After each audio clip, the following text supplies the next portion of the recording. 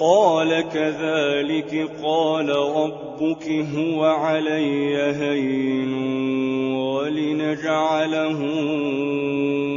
آية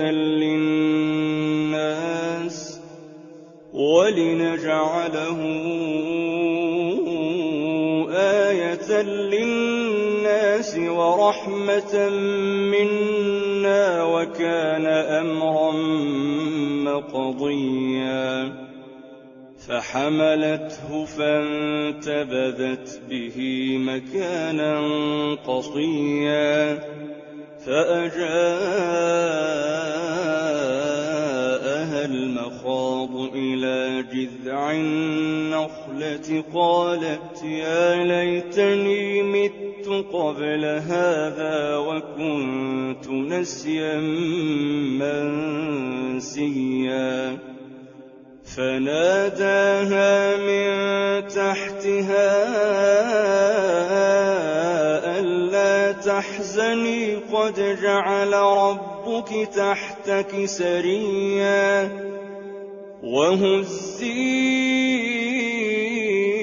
إليك بجذع النخلة تساقط عليك رطبا جنيا فكلي واشربي وقري عينا فإما ترين من البشر أحدا فقولي إني نذرت للرحمن صوما فلن أكلم اليوم إنسيا فأتت به قومها تحمله قالوا يا مريم لقد جئت شيئا فريا يا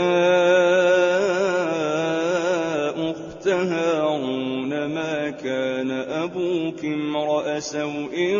وما كانت أمك بغيا